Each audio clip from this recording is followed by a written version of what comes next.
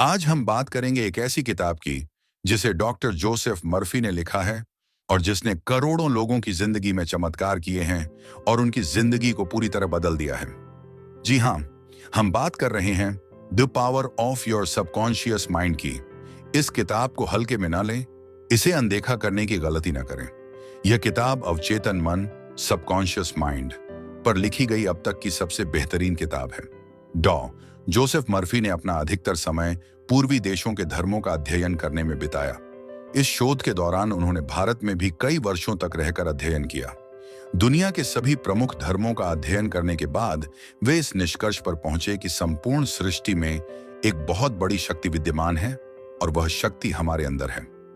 तो मर्फी ने इस शक्ति को the power of subconscious mind यानी अवचेतन मन की शक्ति नाम दिया।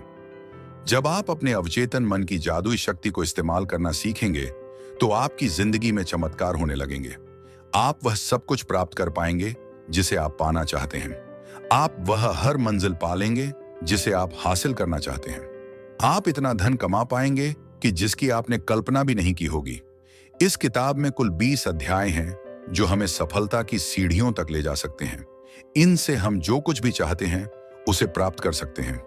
अगर आप इस पूरी किताब को ध्यान से पढ़ें, समझें और इसे अपनी जिंदगी में लागू करें तो मैं आपको वादा करता हूं कि आपको सफल होने से कोई नहीं रोक सकता और आप सफलता की हर ऊंचाई को छू सकेंगे। तो चलिए शुरू करते हैं। अध्याय 1, आपके भीतर छुपा हुआ एक बहुत बड़ा खजाना। क्या आप जानते हैं कि एक लोहे का टुकड़ा अगर उसमें चुंबक हो तो वह अपने वजन से 12 गुना अधिक भार उठा सकता है, लेकिन अगर उस लोहे से चुंबक हटा दिया जाए तो वह एक तिनका भी नहीं उठा सकता। इसी तरह दुनिया में 2 प्रकार के लोग होते हैं। एक वे जिनमें चुंबकीय शक्ति होती है, जो विश्वास और भरोसे से भरे होते हैं और जानते हैं कि वे जीतेंगे और सफल होंगे, और दूसरे वे जिनमें चुंबकीय तत्व नहीं होता, जो हमेशा डरे रहते हैं, भयभीत रहते हैं और हर चीज पर शक करते हैं। ऐसे लोग अपनी जिंदगी में आगे नहीं बढ़ पाते।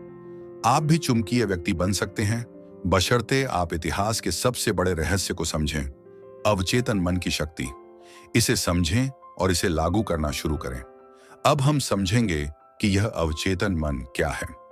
आपका मस्तिष्क वास्तव में एक है, लेकिन इसके 2 अलग अलग हिस्से हैं। दोनों की विशेषताएं अलग अलग हैं। एक रेखा इन दोनों हिस्सों को अलग करती है। दोनों के कार्य मूल रूप से एक दूसरे से भिन्न हैं। हर विभाग को अलग अलग शक्तियां और गुण मिले हैं। एक है सचेत मन, कॉन्शियस माइंड, दूसरा है अवचेतन मन, सबकॉन्शियस माइंड। सचेत मन वह है जो सतह पर दिखता है, यानी जैसा आप दिखाई देते हैं, और अवचेतन मन वह है जो आपके भीतर है और दिखाई नहीं देता। सचेत और अवचेतन मन का संबंध, इसका एक उदाहरण एक कहानी से समझा जा सकता है। एक बार महान ओपेरा गायक एनरिको कैरुसो अपने करियर की शुरुआत में मंच पर जाने से डरते थे। डर के कारण उनकी आवाज रुक जाती थी, उनके गले की मांसपेशियां जकड़ जाती थीं और उनका चेहरा पसीने से भीग जाता था। वे शर्म और घबराहट में मंच के पीछे चले गए। कुछ ही क्षणों बाद उन्हें हजारों लोगों के सामने प्रदर्शन करना था, लेकिन जनता को देखकर उन पर डर हावी हो गया। उन्होंने कांपते हुए कहा, मैं गा नहीं सकता, सब लोग मुझ पर हंसेंगे। वे अपने ड्रेसिंग रूम की ओर जाने लगे, लेकिन अचानक रुक गए और जोर से बोले, डर, भाग जाओ, तुम्हें यहां से भागना होगा। इसके बाद वे मंच पर गए, अपनी छाती चौड़ी की और आत्मविश्वास के साथ प्रदर्शन किया। जब आपका सचेत मन डर, चिंता और तनाव से भर जाता है तो नकारात्मक भावनाएं आपके अवचेतन मन में बहने लगती हैं। ये नकारात्मक भावनाएं आपके सचेत मन को भय, आशंका और निराशा से भर देती हैं। जब भी आपके साथ ऐसा हो तो एनरिको कैरुसो की तरह आप भी अपने सचेत मन के नकारात्मक विचारों के खिलाफ पूरी हिम्मत और आत्मविश्वास के साथ खड़े हो जाएं और अपने मन में कहें, मैं पूरी तरह से नियंत्रण में हूं, मैं यह काम आसानी से कर सकता हूं। यह बहुत आसान है। जब आप अपने सचेत मन को इस तरह आदेश देते हैं तो आपका अवचेतन मन शांति, सामंजस्य, उत्साह और शक्ति से भर जाता है। इसके परिणाम स्वरूप आपको ऐसे नतीजे मिलेंगे जिनकी आपने कल्पना भी नहीं की होगी। मान लीजिए आपका दिमाग एक बगीचा है और आप उस बगीचे के मालिक हैं। अब उस बगीचे में कौन सी फसल उगेगी? जाहिर है वही फसल उगेगी जिसके बीज आप उसमें बोएंगे। इसी तरह हम अपने दिमाग के बगीचे में दिन भर अपने विचारों के बीज बोते रहते हैं। अब सवाल उठता है कि विचारों के बीज कहां से आते हैं? ये हमारे आदतों से उत्पन्न होते हैं। यदि आप कांटे बोएंगे तो क्या अंगूर उगेंगे? यदि आप झाड़ीदार कांटे बोएंगे तो क्या अंजीर की फसल मिलेगी? आप अपने मन में जो विचार बोते हैं वही परिणाम आपको मिलता है। अच्छे विचार क्यों सोचने चाहिए? अब सवाल है कि सचेत मन में अच्छे विचार क्यों रखने चाहिए। इसका जवाब यह है कि अवचेतन मन सही और गलत के बीच फर्क नहीं कर सकता। यह बस सचेत मन द्वारा सोचे गए विचारों को हकीकत में बदलने का काम करता है, चाहे वे सही हों या गलत। यह एक बहुत महत्वपूर्ण बात है। यदि इसे आप पहली बार में न समझ पाएं तो इसे दोबारा पढ़ें। उदाहरण के लिए, मान लीजिए एक व्यक्ति किसी से बहुत गुस्सा है और उसका गुस्सा इतना बढ़ गया है कि वह उस व्यक्ति को मारना चाहता है। वह बार बार कहता है, मैं उसे मार दूंगा, मैं उसकी हत्या कर दूंगा। बार बार यह बातें कहने से ये सभी बातें उस व्यक्ति के अवचेतन मन में अंकित हो जाती हैं। अवचेतन मन अलादीन के चिराग की तरह आदेश का पालन करता है। यह ऐसी परिस्थितियां बना देता है कि एक दिन वह व्यक्ति वास्तव में हत्या कर बैठता है। अब हत्या करना बहुत बुरी बात है, फिर भी अवचेतन मन ने उसे ऐसा करने से क्यों नहीं रोका? क्योंकि अवचेतन मन सही और गलत के बीच फर्क नहीं कर सकता।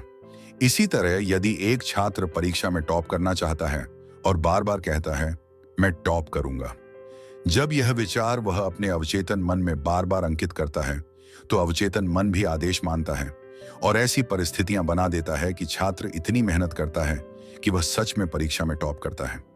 आपका अवचेतन मन आपकी इच्छाओं को साकार करता है, इसलिए हर वह विचार जो आपके मन में आता है महत्वपूर्ण है। अपने मन में केवल ऐसे विचारों को स्थान दें जो आपको शक्ति और प्रेरणा दें। नकारात्मक विचारों को अपने दिमाग में प्रवेश करने न दें। अध्याय 2, आपका दिमाग कैसे काम करता है। सचेत मन एक जहाज के कप्तान की तरह है। वह केवल इंजन रूम में बैठे कर्मचारियों को आदेश देता है जो सभी बॉयलर, मशीन और उपकरणों को चलाते हैं। इंजन रूम में काम करने वाले कर्मचारी यह नहीं जानते कि जहाज कहां जा रहा है। वे बस कप्तान के आदेशों का पालन करते हैं, चाहे वे आदेश गलत या अधूरे हों। उसी तरह आपका सचेत मन आपके जहाज का कप्तान है। जो कुछ भी आपका सचेत मन सही मानता है, अवचेतन मन उसे बिना कोई सवाल पूछे स्वीकार कर लेता है, चाहे वह सही हो या गलत। यदि आप बार बार अपने सचेत मन से नकारात्मक बातें कहेंगे, जैसे यह बहुत मुश्किल है, मैं यह काम नहीं कर सकता, मैं बुद्धिमान नहीं हूं, मैं कभी अमीर नहीं बन सकता, तो आपका अवचेतन मन इसे सच मान लेता है और वही परिस्थितियां बनाता है जिससे आपकी ये बातें सच हो जाती हैं।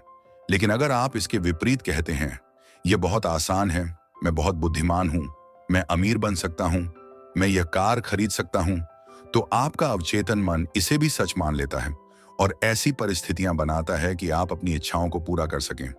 यह तकनीक थोड़ी अजीब लग सकती है, लेकिन यह सच्चाई है। एक और उदाहरण, एक युवा गायिका को गाने के ऑडिशन के लिए बुलाया गया। वह बहुत घबराई हुई थी और उसने ऑडिशन में 3 बार असफलता पाई। उसकी आवाज बहुत मधुर थी, लेकिन हर बार वह खुद से कहती थी, लोग मुझे पसंद नहीं करेंगे, मेरी आवाज अच्छी नहीं है। उसका अवचेतन मन इन नकारात्मक बातों को सच मान लेता और हर बार उसे असफलता का अनुभव करवाता। डर को कैसे दूर किया जाए? फिर उसने एक नई तकनीक अपनाई। दिन में 3 बार वह एक कमरे में जाती, आराम से एक कुर्सी पर बैठती और अपने शरीर को शांत करती। वह अपनी आंखें बंद करके खुद से कहती, मेरी आवाज बहुत मधुर है, मैं खूबसूरती से गा सकती हूँ, मैं पूरी तरह तैयार हूँ। वह यह शब्द आत्मविश्वास के साथ बार बार दोहराती। महीने के अंत तक उसका डर दूर हो गया और जब वह फिर से ऑडिशन देने गई तो उसने मधुर आवाज में गाया और चयनित हो गई। अगर कभी आपको जीवन में ऐसी परिस्थिति का सामना करना पड़े तो इस तकनीक का 100% उपयोग करें। अध्याय 3, अवचेतन मन की चमत्कारी शक्ति। अमेरिकी मनोविज्ञान के जनक विलियम जेम्स ने कहा है, दुनिया को हिलाने की शक्ति आपके अवचेतन मन में है। जो कुछ भी आप अपने अवचेतन मन में अंकित करेंगे वह उसे पूरा करने के लिए स्वर्ग और धरती एक कर देगा। आपके अवचेतन मन को उन विचारों से भरें जो आपको खुशी, समृद्धि, प्रेम, आनंद और उत्साह देते हैं। इसके परिणाम स्वरूप आपके नकारात्मक और विषैले विचार जो आपके मन में घर कर चुके हैं अंततः हमेशा के लिए बाहर हो जाएंगे। हाँ, लेकिन इसके लिए आपको निरंतर प्रयास करना होगा और एक बार जब आप इसकी आदत डाल लेंगे तो आपकी फर्श से सिंहासन तक की यात्रा शुरू हो जाएगी। याद रखें, जैसे पानी पाइप में जाता है और उसका आकार लेते हुए बहने लगता है, उसी तरह जीवन भी आपके भीतर के विचारों पर निर्भर करता है। अध्याय 4, प्राचीन काल में मानसिक उपचार। प्राचीन काल में, जब आज की तरह बड़े अस्पताल नहीं थे, लोग बीमारियों का उपचार करते थे और वे ठीक भी हो जाते थे। उस समय मनुष्य बीमारियों से मुक्त था। उपचार का ज्ञान केवल पुजारियों और धार्मिक गुरुओं तक सीमित था। लोग मानते थे कि भगवान ने उन्हें विशेष शक्तियां दी हैं जिनसे वे उपचार कर सकते हैं। ये पुजारी और धार्मिक नेता मंत्रों, तावीज, अंगूठियों या स्मृति चिन्हों का उपयोग करके उपचार करते थे। जब कोई बीमार पड़ता तो लोग उन्हें इन पुजारियों या धार्मिक गुरुओं के पास ले जाते और वे मंत्रों और तावीज की मदद से उनका इलाज करते और रोगी ठीक हो जाता। क्या आप सोचते हैं कि वे रोगी केवल मंत्रों और तावीज के कारण ठीक हो गए?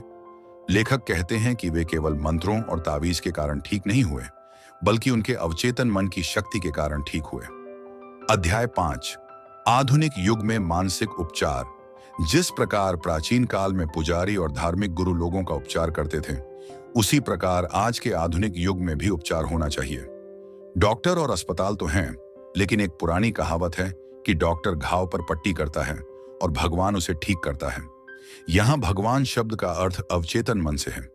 किसी भी डॉक्टर या सर्जन के पास यह दावा करने की पूरी ताकत नहीं है कि उसने मरीज को पूरी तरह ठीक कर दिया है। असली उपचार शक्ति वही है, भले ही उसे अलग अलग नामों से पुकारा जाए। इच्छा, अपनी इच्छाओं को पूरा करने के तरीके। अवचेतन मन को सक्रिय करने का सबसे अच्छा समय सोने से ठीक पहले और जागने के तुरंत बाद होता है। इस समय नकारात्मक विचार और छवियां जो आपकी इच्छाओं को अस्वीकार करते हैं और अवचेतन मन को रोकते हैं, मौजूद नहीं होते। जब आप अपनी इच्छा पूरी होने की कल्पना करते हैं और उत्साह महसूस करते हैं, तो आपका अवचेतन मन आपकी इच्छाओं को पूरा करता है। अध्याय 7, धन और समृद्धि के लिए अवचेतन मन का उपयोग। आपको प्रतिदिन सोने से पहले और सुबह उठने के बाद इन 2 शब्दों को 5 मिनट तक दोहराना चाहिए, धन और सफलता। इन्हें बार बार लोरी की तरह कहें और आप परिणाम देखकर हैरान रह जाएंगे। धन आपकी ओर ऐसे बहने लगेगा जैसे बर्फ के बड़े बड़े टुकड़े। अध्याय 8, धन के राजसी मार्ग पर चलने के तरीके। एक शांत कमरे में जाएं और आरामदायक कुर्सी पर बैठें। अपने शरीर को पूरी तरह से आराम दें और यह कथन बार बार दोहराएं, मुझे धन पसंद है, मैं इसे बुद्धिमानी, रचनात्मकता और विवेकपूर्ण तरीके से उपयोग करता हूं। मेरे जीवन में धन का निरंतर प्रवाह है, मैं इसे खुशी से छोड़ता हूं और यह चमत्कारी तरीकों से मेरे पास वापस आता है। अध्याय 9, अवचेतन मन और वैवाहिक जीवन। यदि आप एक महिला हैं और अपने आदर्श पति को आकर्षित करना चाहती हैं, तो अपने अवचेतन मन में उन गुणों और विशेषताओं की छवि बनाएं जो आप अपने भविष्य के पति में चाहती हैं। इसी तरह आदर्श पत्नी को आकर्षित करने के लिए सकारात्मक घोषणाएं करें और उनके बारे में मानसिक चित्र बनाएं। अध्याय 10, हमेशा मानसिक रूप से युवा कैसे रहें। आप उतने ही युवा हैं जितना आप अपने मन में मानते हैं। जो व्यक्ति जीवन में रुचि खो देता है और सपने देखना बंद कर देता है, वह बूढ़ा हो जाता है। युवावस्था को बनाए रखने का एकमात्र तरीका है सपने देखना, क्योंकि सपने सच होते हैं। निष्कर्ष, जो भी आप अपने अवचेतन मन में सोचते हैं, वही आप अपने जीवन में बन जाते हैं। इस पुस्तक को बार बार पढ़ें ताकि इसकी सामग्री आपके दिल और दिमाग में गहराई से बस जाए और आप अपने जीवन को नई ऊंचाइयों पर ले जा सकें।